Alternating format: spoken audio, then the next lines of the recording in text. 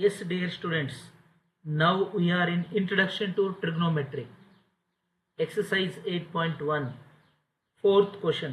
Given 15 cot A equal to 8, find sin A and sec A. ವಿದ್ಯಾರ್ಥಿಗಳೇ, ಇವತ್ತು ನಾವು ತ್ರಿಕೋನಮಿತಿಯ ಪ್ರಸ್ತಾವನೆ ಪಾಠವನ್ನು ಡಿಸ್ಕಷನ್ ಮಾಡ್ತಾ ಇದ್ದೀವಿ. ಅದರಲ್ಲಿ ಅಭ್ಯಾಸ 8.1ರಲ್ಲಿ 4ನೇ ಪ್ರಶ್ನೆ ಇದೆ ನೋಡಿ. ಏನು ಕೊಟ್ಟಿದ್ದಾರೆ? 15 cot A equal to 8, 15 cot A equal to 8 ಆದಾಗ sin A ಮತ್ತು sec A ಗಳ ಬೆಲೆ ಕಂಡುಹಿಡಿಯಿರಿ ಅಂತ ಹೇಳಿದ್ದಾರೆ. ವೆರಿ ವೆರಿ ಸಿಂಪಲ್, ತುಂಬ ಸಿಂಪಲ್ ಪ್ರಶ್ನೆ ಕೊಟ್ಟಿದ್ದಾರೆ. ಸೊ ಹಾಗಾದರೆ ಏನು ಕೊಟ್ಟಿದ್ದಾರೆ ಇನ್ನೊಂದ್ಸಲ ಬರ್ಕೊಂಡ್ಬಿಡೋಣ. ಪರಿಹಾರ, solution. Yes, the given is, ಏನು ಕೊಟ್ಟಿದ್ದಾರೆ? ದತ್ತ ಏನು ಕೊಟ್ಟಿದ್ದಾರೆ ಅಂತಂದರೆ 15 cot A equal to 8. So ಇದನ್ನು ನಾವು ಏನಂತ ಬರ್ಕೋಬೋದು? ಎಸ್, cot A ಎಲ್ಲಿದೆ ಅಲ್ಲೇ ಬರ್ಕೊಳ್ಳೋಣ. cot A equal to 8 as it is. So this is into 15 becomes divided by 15 because this is in LHS. So take right side. ಎಡಭಾಗದಲ್ಲಿರ್ತಕ್ಕಂಥ into 15ನ್ನು ನಾವು ಬಲಭಾಗಕ್ಕೆ ತಗೊಂಡು ಹೋದರೆ ಭಾಗಿಸು 15 ಆಗುತ್ತೆ ಅಲ್ವಾ? ಎಸ್. ಸೊ ಇಷ್ಟು ನಮಗೆ ಅವರು ಕೊಟ್ಬಿಟ್ಟಿದ್ದಾರೆ. ಎಸ್, ಈಗ ಏನು ಮಾಡಬೇಕು ನಾವು? ಎಸ್, ಫಾರ್ಮುಲಾವನ್ನು ನೆನಪು ಮಾಡ್ಕೋಬೇಕು. ಫಾರ್ಮುಲಾ, ಓಕೆ, ನಿಮ್ಗೆ ಆಲ್ರೆಡಿ ನಾನು ಈ ಪಾಠದಲ್ಲಿ 3 ಸೂತ್ರ ನೆನ್ಪಿಟ್ಕೊಂಡ್ಬಿಡಿ. 3 ಸೂತ್ರ ನೆನ್ಪಿಟ್ಕೊಂಡ್ರೆ ಇನ್ನೂ 3 ಸೂತ್ರ ನೀವು ನೆನಪಿಟ್ಕೊಳ್ಳೋ ಅವಶ್ಯಕತೆ ಇಲ್ಲ. ಅವನ್ನ ರೆಸಿಪ್ರೋಕಲ್ ಮಾಡಿಬಿಟ್ರೆ, ಅವನ್ನ ವ್ಯತ್ಕ್ರಮ ಮಾಡಿಬಿಟ್ರೆ ಈಸಿಯಾಗಿ ಬರ್ತವೆ ಅಂತ ಹೇಳಿದ್ದೆ, ಹೌದಾ? ಸೊ ಹಾಗಾದರೆ 3 ಮತ್ತೊಂದು ಸಲ ನೆನಪು ಮಾಡ್ಕೊಳ್ಳೋಣ. ಎಸ್, ನಾನು ಏನು ಹೇಳಿದ್ದೆ ಅಂತಂದರೆ 3 ಫಾರ್ಮುಲಾ ಹೇಳಿದ್ದೆ. ಇಲ್ಲೇ ಬರೆದು ಬಿಡ್ತೀನಿ. ಎಸ್, ನಂಬರ್ 1 ಸೈನ್ ಥೀಟಾ ನೆನ್ಪಿಟ್ಕೋಬೇಕು ಅಂತ ಹೇಳಿದ್ದೆ ನಾನು, ಅಥವಾ sine A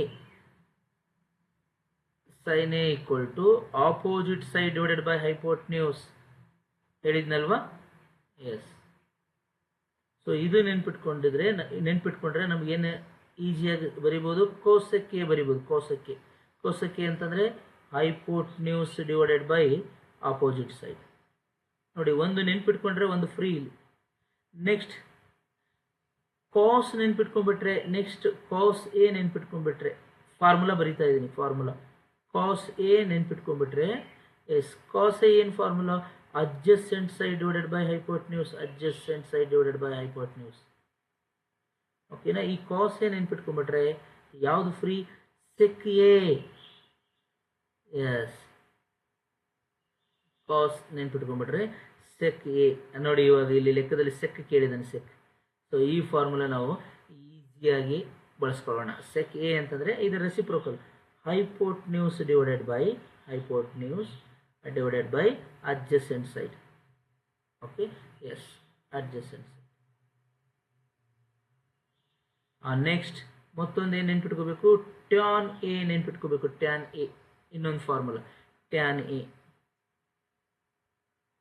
yes, opposite side divided by adjacent side. Okay, ಹಾಗಾದರೆ ಟ್ಯಾನ್ ಎ ನೆನ್ಪಿಟ್ಕೊಂಡ್ರೆ ನೀವು ಈಸಿಯಾಗಿ ಯಾವುದು ಬರಿಬೋದು? ಕಾಟ್ ಎ ಬರಿಬೋದು. Cot A equal to, yes, adjacent side divided by opposite side. ಓಕೆನಾ? ಎಸ್ ವಿದ್ಯಾರ್ಥಿಗಳೇ, ನೋಡಿ, ನಾವು ಇಲ್ಲಿ ಕಾಟ್ ಎ ಕೇಳಿದ್ದಾರೆ ಅವರು. This is important. ಹಾಗಾದರೆ ಇವೆರಡು ಫಾರ್ಮುಲಾ ಬೇಕು ನಮಗೆ, ಕಾಟ್ ಎ ಮತ್ತು ಸೆಕ್ ಎ. ನಾನು ಒಂದ್ಸಲ ಫಾರ್ಮುಲಾ ಎಲ್ಲಾನು ಬರೆದುಬಿಟ್ಟಿದ್ದೀನಿ, 6 ಫಾರ್ಮುಲಾ ಬರೆದುಬಿಟ್ಟಿದ್ದೀನಿ. ಓಕೆನಾ? ಎಸ್, ಹಾಗಾದರೆ ಈ ಫಾರ್ಮುಲಾದಲ್ಲಿ ಈ ಲೆಕ್ಕದಲ್ಲಿ ನಾವು ಸೈನ್ ಎ ಯೂಸ್ ಮಾಡ್ತೀವಿ, ಸೆಕ್ ಎ ಯೂಸ್ ಮಾಡ್ತೀವಿ. ಸೈನ್ ಎ ಇಲ್ಲಿ ಬರೆದಿದ್ದೀನಿ. ಓಕೆ, ಸೆಕ್ ಎ ಇಲ್ಲಿದೆ. ಆಮೇಲೆ ಕಾಟ್ ಕೊಟ್ಟಿದ್ದಾರೆ, ಕಾಟ್ ಅದೂ ಇಲ್ಲಿ ರೆಡಿ ಇದೆ. ಕಾಟ್, ಎಸ್, ಕಾಟ್ ಈಸ್ ರೆಡಿ. ಇವಾಗ ಇಲ್ಲೊಂದು ಡಯಾಗ್ರಾಮ್, ಯಾವುದೇ ಪ್ರಶ್ನೆಗೆ ನಾವು ಉತ್ತರ ಬಿಡಿಸ್ಬೇಕಂತಂದರೆ ನಮಗೆ ಒಂದು ರಫ್ ಡಯಾಗ್ರಾಮ್ ಬೇಕು. ಓಕೆ, ಆ ಡಯಾಗ್ರಾಮ್ಗೆ ನಾವು ABC ಅಂತ ಕರೆಯೋಣ. Yes, this is right angled triangle. ಇದು ಒಂದು ಲಂಬಕೋನ ತ್ರಿಭುಜ. ಓಕೆ, ಲಂಬಕೋನ ತ್ರಿಭುಜ. Call triangle ABC. ABC ಅನ್ನೋದು ಒಂದು ಲಂಬಕೋನ ತ್ರಿಭುಜ. ಓಕೆನಾ? ನಿಮಗೆ ಚೆನ್ನಾಗಿ ಗೊತ್ತು, the side opposite to 90 degree, 90 ಡಿಗ್ರಿಗೆ ಅಭಿಮುಖವಾಗಿರೋರನ್ನ ನಾವೇನಂತ ಕರಿತೀವಿ? ವಿಕರ್ಣ ಅಂತ ಕರಿತೀವಿ. ವಿಕರ್ಣ, ಎಸ್, ಹೈಪೋಟ್ನ್ಯೂಸ್. ಓಕೆ, ಯಾಕೆ ಸರ್ ಎ ಸಿ ವಿಕರ್ಣ ಆಗುತ್ತೆ? Because this is opposite to 90 degree. 90 ಡಿಗ್ರಿಗೆ ಅಪೋಸಿಟ್ ಇರೋರನ್ನ ನಾವು ವಿಕರ್ಣ ಅಂತ ಕರಿತೀವಿ. ಎಸ್, ಇಲ್ಲಿ ಎ ಹತ್ರ ನಾವು ಆಂಗಲ್ ಮಾಡ್ಕೊಂಡ್ಬಿಡೋಣ. ಎಸ್, ಹಿಂಗೆ ಮಾಡ್ಕೊಂಡ್ಬಿಟ್ರೆ ಇದು ಆಪೋಸಿಟ್ ಸೈಡ್ ಆಗುತ್ತೆ. This is opposite side. Yes, opposite side ಅಂದರೆ ಅಭಿಮುಖ ಬಾಹು. ಅಭಿಮುಖ ಬಾಹು. ಸೊ ನೆಕ್ಸ್ಟ್ ಉಳಿದಿರೋದೇ ಅಡ್ಜಸೆಂಟ್ ಸೈಡ್, ಪಾರ್ಶ್ವಬಾಹು. ಎಸ್, ಇದನ್ನು ನಾವು ಎಡಿಜೆ, ಅಡ್ಜಸೆಂಟ್ ಸೈಡ್ ಅಂತ ಕರೆಯೋಣ. ಓಕೆ, ಅಂದರೆ ಪಾರ್ಶ್ವಬಾಹು. ಪಾರ್ಶ್ವಬಾಹು ಯಾವುದು? ಪಾರ್ಶ್ವಬಾಹು ಎ ಬಿ. ಇಷ್ಟು ನಾವು ರೆಡಿ ಇಟ್ಕೋಬೇಕು. ಓಕೆ, ಇಷ್ಟು ರೆಡಿ ಇಟ್ಕೊಂಡ್ಬಿಟ್ರೆ ಪ್ರಾಬ್ಲಮ್ನ ಈಸಿಯಾಗಿ ಬಿಡಿಸ್ಬೋದು. ಈಗ ಇಲ್ಲಿ ನಂಬರ್ ಕೊಟ್ಟಿದ್ದಾರೆ. Number cot A equal to 8/15. ಅವರು 15 into cot A equal to 8 ಕೊಟ್ಟಿದ್ರು. ನಾವು cot A ಎಲ್ಲಿದೆ ಅಲ್ಲೇ ಬರ್ಕೊಂಡ್ಬಿಟ್ಟು, yes, this is cot as it is into 15 ಈ ಕಡೆ ಬಂದರೆ ಡಿವೈಡೆಡ್ ಬೈ 15. ಹಾಗಾದರೆ ಎಸ್, cot A ಫಾರ್ಮುಲಾ ಇಲ್ಲಿ ರೆಡಿ ಮಾಡ್ಕೊಂಡ್ವಲ್ಲ, ಏನು ಹೇಳಿ ನೋಡೋಣ? cot A ಅಂತಂದರೆ adjacent side divided by opposite side. ಅಲ್ಲಿ ಇಲ್ಲಿ ಬರೆದು ಬಿಡೋಣ, ಅಡ್ಜಸೆಂಟ್ ಸೈಡ್ ಡಿವೈಡೆಡ್ ಬೈ, ನೋಡಿ ಇವಾಗನೇ cot A equal to, yes, formula ready ಇಟ್ಕೊಂಡಿದ್ದೀವಿ already. Adjacent side divided by opposite side. Adjacent side divided by opposite side. Opposite side. ಹಾಗಾದರೆ ಇಲ್ಲಿ adjacent side ಯಾವುದಿದೆ ನೋಡಿ? ಇಲ್ಲಿ adjacent side, yes, A B ಇದೆ. A B, adjacent side A B ಇದೆ. So ಹಾಗಾಗಿ A B ಅಂತ ಬರೆಯೋಣ. ಆಪೋಸಿಟ್ ಸೈಡ್ ಏನಿದೆ ನೋಡಿ? ಆಪೋಸಿಟ್, ಇವೆಲ್ಲ ಫಾರ್ಮುಲಾ ಇರಲಿ. Yes, these are formulas. yes, adjacent side ಎಷ್ಟಿದೆ ಬರೆದು ಬಿಡೋಣ. 8 ಇದೆ. ಇಲ್ಲಿ ನೋಡಿ, ಇಲ್ಲಿ ಎ ಬಿ ಇದ್ದಲ್ಲಿ 8 ಅಂತ ಬರೆದು ಬಿಡೋಣ. 8. ಎಸ್, ಎ ಬಿ ಅಂದರೆ 8. ಓಕೆ, ನೆಕ್ಸ್ಟು ಆಪೋಸಿಟ್ ಸೈಡ್ ಕೊಟ್ಟಿದ್ದಾರೆ 15. ಹಾಗಾದರೆ ಇಲ್ಲಿ ಬಿ ಸಿ 15 ಅಂತ ಬರೆದು ಬಿಡೋಣ. 15. Okay, yes, 15. ಇಲ್ಲಿ ಏನಿದು? B C. ಎಸ್, 8/15. ಹಾಗಾದರೆ ವಿದ್ಯಾರ್ಥಿಗಳ ನಾವು ಇಲ್ಲಿ ಏನು ಕಂಡುಹಿಡಿಬೇಕಂತಂದರೆ ಎ ಸಿ ಕಂಡುಹಿಡಿಬೇಕು. ಎ ಸಿ ಬೇಕಾ ಸರ್? ಹೌದು. ನೋಡಿ, ಇಲ್ಲಿ ಸೈನ್ ಎ ಕಂಡುಹಿಡಿಬೇಕಂತಂದರೆ opposite side divided by hypotenuse. ಹೌದಾ? ಫಾರ್ಮುಲಾ ನೋಡಿ, ಇಲ್ಲಿ ಸೈನ್ ಎ ಇಲ್ಲಿ ಬರ್ದೆ ನೋಡಿ. Opposite side divided by hypotenuse ಅಂದರೆ ಅಭಿಮುಖ ಬಾಹು ಬೈ ವಿಕರ್ಣ. ಹಾಗಾದರೆ ಇಲ್ಲಿ ವಿಕರ್ಣ, ಈ ಫಾರ್ಮುಲಾ ಸೈನ್ ಎ ಬಳಸಲೇಬೇಕು. ಯಾಕಂದರೆ ಸೈನ್ ಎ ಕಂಡುಹಿಡಿ ಅಂತ ಹೇಳಿದ್ದಾರೆ. ಆವಾಗ ನಮಗೆ ವಿಕರ್ಣ ಬೇಕೇ ಬೇಕು. ವಿಕರ್ಣ, ಹಾಗಾಗಿ ನಾವು ಫಸ್ಟು ವಿಕರ್ಣ, ಹೈಪೋಟ್ನ್ಯೂಸ್ ಕಂಡುಹಿಡ್ಕೊಂಡ್ಬಿಡೋಣ. First here we need to find out A C. First ಇಲ್ಲಿ ಎ ಸಿ ಕಂಡುಹಿಡ್ಕೊಂಡ್ಬಿಟ್ಟು ಆಮೇಲೆ ಸೈನ್ ಎ ಮತ್ತು ಸೆಕ್ ಎ ಕಂಡುಹಿಡ್ಕೊಳ್ಳೋಣ. ಐಡಿಯಾ ಬಂತಲ್ವಾ? ಎಸ್, ಈ ಥರ ನಾವು ನೀಟಾಗಿ ಎಲ್ಲ ರೆಡಿ ಇಟ್ಕೋಬೇಕು. ಇವೆಲ್ಲ ಫಾರ್ಮುಲಾಸ್, ಸೂತ್ರಗಳು, ಫಾರ್ಮುಲಾ. ಓಕೆನಾ? ಫಾರ್ಮುಲಾ, ಸೂತ್ರಗಳನ್ನು ನೀವು ಫಸ್ಟ್ ಟೈಮ್ ಅಂತ ನಾನು ಎಲ್ಲ ಬರೆದಿದ್ದೀನಿ. ಸೊ ಒಂದು ನೆನ್ಪಿಟ್ಕೊಂಡ್ರೆ ಒಂದು ಫ್ರೀ. ಸೈನ್ ಎ ನೆನ್ಪಿಟ್ಕೊಂಡ್ರೆ ಕೋಸಕ್ಕೆ, ಕಾಸ್ ನೆನ್ಪಿಟ್ಕೊಂಡ್ರೆ ಕಾಸ್ ಎ, ನೆನ್ಪಿಟ್ಕೊಂಡ್ರೆ ಸೆಕ್ಕೆ, ಟ್ಯಾನ್ ನೆನ್ಪಿಟ್ಕೊಂಡ್ರೆ ಕಾಟೆ. ಎಸ್, ಇವೆಲ್ಲ ಫಾರ್ಮುಲಾ ಎಲ್ಲ ಬರೆದ್ಬಿಟ್ಟಿದ್ದೀನಿ, ನೆನ್ಪಿಟ್ಕೊಳ್ಳಿ. ಈಗ ನಾವು ಏನು ಕಂಡುಹಿಡಿಯೋಣ ಅಂತಂದರೆ ಪೈಥಾಗೋರಸ್ ಥಿಯರಮ್ನ ಬಳಸ್ಕೊಂಡ್ಬಿಟ್ಟು, ಅಕಾರ್ಡಿಂಗ್ ಟು ಪೈಥಾಗೋರಸ್, ಓಕೆ, ಪೈಥಾಗೋರಸ್ನ ಪ್ರಮೇಯದ ಸಹಾಯದಿಂದ ಎ ಸಿ ಕಂಡುಹಿಡಿಯೋಣ. ರೆಡಿನಾ? Yes, okay. According to Pythagoras theorem, according to Pythagoras theorem,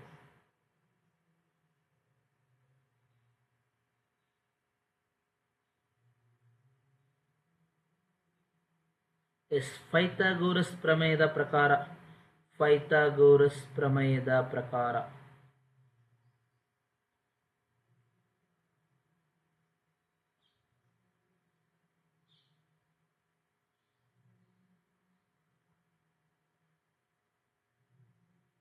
S, ಏನಾಗುತ್ತೆ ಇದು?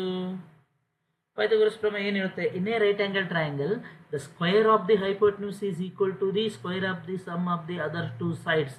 ಒಂದು ಲಂಬಕೋನ ತ್ರಿಭುಜದಲ್ಲಿ ವಿಕರ್ಣದ ಮೇಲಿನ ವರ್ಗವು ಉಳಿದೆರಡು ಬಾಹುಗಳ ಮೇಲಿನ ವರ್ಗಗಳ ಮೊತ್ತಕ್ಕೆ ಸಮನಾಗಿರುತ್ತದೆ. ಎಸ್, ಅದನ್ನು ಸಿಂಪಲ್ ಆಗಿ ಬರೆಯೋದು ಹೇಗೆ? ಇಂಗ್ಲೀಷಲ್ಲೂ ಹೇಳಿದೆ, ಕನ್ನಡದಲ್ಲಿ ಹೇಳಿದೆ. ಇದನ್ನು ಸಿಂಪಲ್ ಆಗಿ ಬರೀಬೇಕು ನಾವು. ಹಿಂಗೆ ಸಿಂಪಲ್ ಆಗಿ ಬರೆಯೋದು ಅಂತಂದರೆ, S, hypotenuse square equal to side square plus side square. ಇದನ್ನು ಸಿಂಪಲ್ ಆಗಿ ನಾವು ಬರೆದ್ವಿ. ಯಾವುದನ್ನ?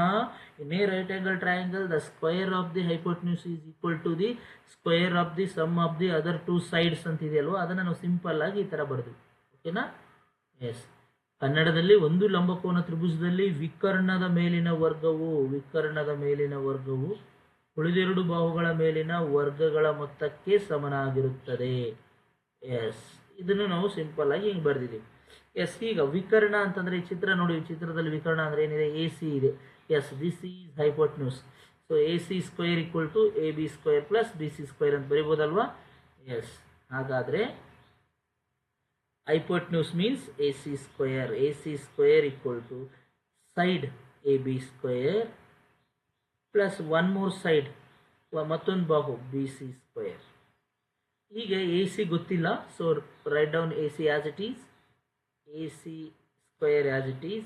AB ಅಂದರೆ ಗೊತ್ತಿದೆ ನೋಡಿ, ಇಲ್ಲಿ ಕೊಟ್ಟಿದ್ದಾರೆ ಅವರೇ. ಎಸ್, AB ಅಂದರೆ 8 ಇದೆ, 8. ಸೊ ಇಲ್ಲಿದೆ ನೋಡಿ AB ಚಿತ್ರ ನೋಡಿ, AB ಅಂದರೆ 8 ಅಂತ ಕೊಟ್ಬಿಟ್ಟಿದ್ದಾರೆ. ಸೊ AB ಇದರಲ್ಲಿ 8 ಅಂತ ಬರೆಯೋಣ. 8 ಸ್ಕ್ವೇರ್ ಪ್ಲಸ್ BC. BC ಕೊಟ್ಟಿದ್ದಾರೆ ನೋಡಿ, ಇಲ್ಲಿದೆ BC ಚಿತ್ರದಲ್ಲಿ ನೋಡಿ. BC ಅಂದರೆ 15 ಅಂತ ಕೊಟ್ಟಿದ್ದಾರೆ. BC, ಎಸ್, BC ಅಂದರೆ 15 ಅಂದರೆ ಅಡ್ಜಸೆಂಟ್ ಸೈಡ್, ಅಪೋಸಿಟ್ ಸೈಡ್ ಕೊಟ್ಟಿದ್ದಾರೆ. ಹಾಗಾಗಿ ನಾವು BC ಇದ್ದಲ್ಲಿ 15 ಬರೆಯೋಣ. BC ಅಂತಂದರೆ 15. ಮೇಲ್ಗಡೆ ಸ್ಕ್ವೇರ್ ಇದೆ, ಸ್ಕ್ವೇರ್. ಈಗ ತುಂಬ ಸಿಂಪಲ್. ನೆಕ್ಸ್ಟ್ ಏನು ಮಾಡ್ಬೇಕು ನಾವು ಅಂತಂದರೆ, ಎಸ್, ಎ ಸಿ ಸ್ಕ್ವೇರ್ ಹೇಗಿದೆಯೋ ಹಾಗೆ ಬರೆಯೋಣ. ಎ ಸಿ ಸ್ಕ್ವೇರ್ 8 ಸ್ಕ್ವೇರ್ ಅಂದರೆ 8 8 64, 8 8 64. ಎಸ್, 15 ಸ್ಕ್ವೇರ್ ಅಂತಂದರೆ 225. 15 into 15 225. Next A C square equal to ಎರಡನ್ನು ಕೂಡಿಸ್ಬಿಡಿ. S, 5 4 9, 6 plus 2 8. ಓಕೆ, 2 ಇದೆ, 2 ಅಂದರೆ 289 ಆಗುತ್ತೆ. 64 ಪ್ಲಸ್ 225 ಏನಾಗುತ್ತೆ ಅಂತ ಕೇಳಿದರೆ 289 ಆಗುತ್ತೆ. Very simple. ನೆಕ್ಸ್ಟು ನಮಗೇನು ಬೇಕಾಗಿದೆ? ಎ ಸಿ ಸ್ಕ್ವೇರ್ ಬೇಕಾಗಿಲ್ಲ ನಮಗೆ, ಎ ಸಿ ಬೇಕು, ಎ ಸಿ.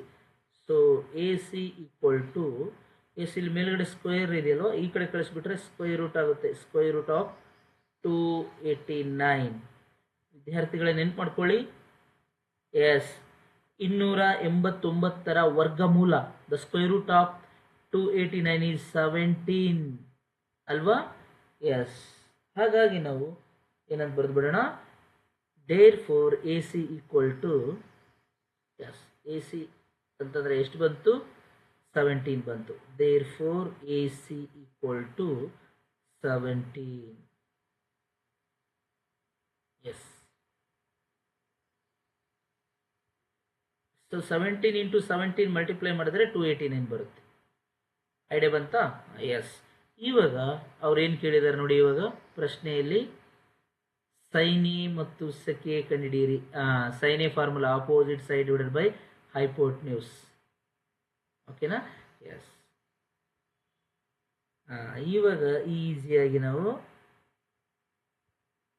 ಫಾರ್ಮುಲಾ ಬರ್ಬಿಡೋಣ. Sine A equal to opposite side divided by hypotenuse ಅಲ್ವಾ? ಎಸ್. ಆಪೋಸಿಟ್ ಸೈಡ್ ಏನಿದೆ ನೋಡಿ, ಆಪೋಸಿಟ್ ಸೈಡ್ ಚಿತ್ರ ನೋಡಿ. ಆಪೋಸಿಟ್ ಸೈಡ್ ಬಿ ಸಿ ಇದೆ, B C by A C, B C divided by A C. B C ಏನು ಕೊಟ್ಟಿದ್ದಾರೆ? ಅವರೇ ಕೊಟ್ಟಿದ್ದಾರೆ ಚಿತ್ರದಲ್ಲಿ. ಬಿ ಸಿ ಅಂತಂದರೆ 15 ಅಂತ ಕೊಟ್ಟಿದ್ದಾರೆ. ಸೊ 15, ಬಿ ಸಿ ಅಂದರೆ 15 ಬೈ ಎ ಸಿ ಇವಾಗ ನೀವು ಕಂಡುಹಿಡಿದ್ರಲ್ವ 17. ಹಾಗಾದರೆ ವಿದ್ಯಾರ್ಥಿಗಳ ಸೈನ್ ಥೀಟಾ 15/17 ಬರುತ್ತೆ. ಓಕೆ? ಎಸ್. ಇಲ್ಲಿ ಬರೆದ್ಬಿಡೋಣ ಇನ್ನೊಂದ್ಸಲ. ಎಸ್ ಸೈನ್ ಥೀಟಾ ಏನು ಬಂತು ನಮಗೆ ಹಂಗಂದ್ರೆ 15/17.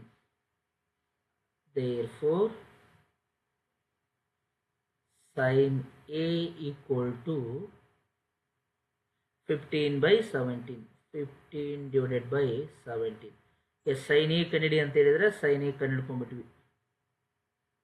ನೆಕ್ಸ್ಟ್ ಈ ಪ್ರಶ್ನೆಯಲ್ಲಿ ಏನು ಕಂಡಿಡಿ ಅಂತ ಹೇಳಿದ್ದಾರೆ ನೋಡಿ ಅವರು. ಎಸ್ ಇಲ್ಲಿದೆ ಪ್ರಶ್ನೆ.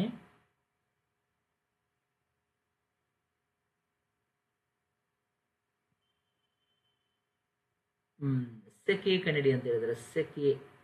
S very simple. Sec formula ready ಇದೆ. ಸೆಕ್ ಎ ಅಂತಂದ್ರೆ hypotenuse divided by adjacent side. Yes hypotenuse divided by adjacent side. ಇಲ್ಲೇ ಬರೆದ್ಬಿಡೋಣ. Sec A equal to hypotenuse divided by adjacent side. ಅಂದರೆ ವಿಕರ್ಣ ಡಿವೈಡೆಡ್ ಬೈ ಪಾರ್ಶ್ವಬಾಹು ಅಂತ ಅರ್ಥ. ವಿಕರ್ಣ ಬೈ ಪಾರ್ಶ್ವಬಾಹು. ಇವಾಗ sec A equal to hypotenuse ಏನಿದೆ A C divided by adjacent side. Adjacent side ready ಇದೆ, ಇಲ್ಲಿದೆ adjacent side A B. Okay, ಹಾಗಾದ್ರೆ ಎ ಸಿ ಅಂದರೆ ಇವಾಗ ಜಸ್ಟ್ ಕಂಡಿಡ್ಕೊಂಡ್ವಲ್ಲ, ಎಷ್ಟು ಬಂದಿದೆ ಎ ಸಿ? 17 ಬಂದಿದೆ. ಎ ಸಿ ಕಂಡಿಡ್ಕೊಂಡು 17 divided by A B already ಅವರೇ ಕೊಟ್ಟಿದ್ದಾರೆ 8. ಸೊ ದೇರ್ಫೋರ್ ಹಾಗಾದರೆ sec A equal to 17/18. 17/8. So this is the answer for sec A. ವಿದ್ಯಾರ್ಥಿಗಳೇ ನೋಡಿ, ಸೂತ್ರವನ್ನು ಹುಷಾರಾಗಿ ಬರೀಬೇಕು, ಯಾವುದನ್ನು ಕನ್ಫ್ಯೂಸ್ ಮಾಡ್ಕೋಬಾರ್ದು. ಎಸ್ ಸೈನ್ ಎ ಅಂದರೆ 15/17. ಓಕೆ, ಎಸ್ ಸೆಕ್ ಎ ಅಂತಂದರೆ 17/8.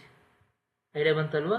ಈ ರೀತಿಯಾಗಿ ನಾವು ಕೊಟ್ಟಿರ್ತಕ್ಕಂಥ ದತ್ತಾಂಶದ ಸಹಾಯದಿಂದ ಸೂತ್ರವನ್ನು ಬಳಸೋದ್ರ ಮೂಲಕ ಕೊಟ್ಟಿರೋ ಪ್ರಶ್ನೆಗೆ ಉತ್ತರವನ್ನು ಬಿಡಿಸ್ತೀವಿ. ನೀವು ಇದೇ ರೀತಿ ಬೇರೆ ಬೇರೆ ಪ್ರಶ್ನೆಗಳನ್ನು ಸಾಲ್ವ್ ಮಾಡಿದರೆ ಈಸಿಯಾಗಿ ಆ ಪ್ರಶ್ನೆಗೆ ಉತ್ತರವನ್ನು ಬಿಡಿಸ್ಬೋದು. Thank you.